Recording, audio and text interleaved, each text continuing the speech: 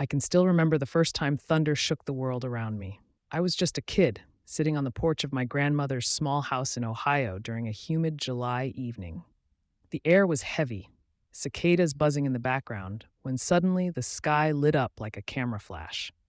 For a heartbeat, everything was still. Then it came, the low, rolling roar of thunder that seemed to make the earth itself vibrate beneath my sneakers. My soda can slipped from my sweaty hand, fizz spilling across the wooden porch as fear and wonder collided inside me. As a child, my mind scrambled for explanations. Maybe giants were bowling in the sky. Maybe angels were moving furniture across some heavenly floor. My cousins teased me with stories that made the sound both terrifying and magical. Yet even then, I couldn't stop thinking, what really makes thunder? That curiosity stayed with me, louder than the storm outside. I searched for answers everywhere I could.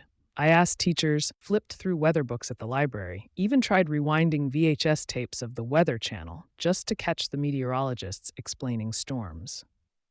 Slowly, piece by piece, the truth formed. When lightning streaks through the sky, it doesn't just light it up. It superheats the air to tens of thousands of degrees, hotter than the surface of the sun itself. That heat makes the air expand in an instant, exploding outward.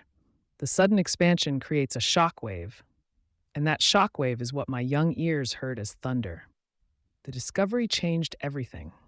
Instead of clenching the chair, I began counting seconds between lightning and thunder. 5 seconds meant the storm was about a mile away.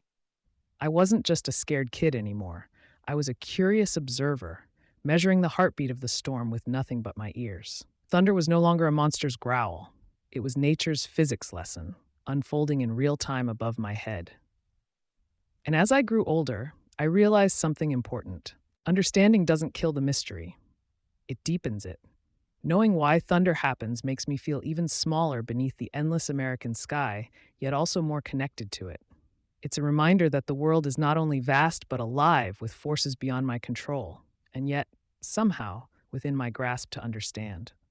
Now, whenever thunder shakes the night, I don't feel fear. I feel awe. I feel gratitude for the way science can transform a child's terror into an adult's wonder. And I remember that curiosity, like lightning, has the power to illuminate even the darkest skies. If this story sparked your imagination, take a moment to check the links in the description for more everyday mysteries explained through the lens of science. Who knows? Maybe the next roar of thunder will make you smile instead of flinch.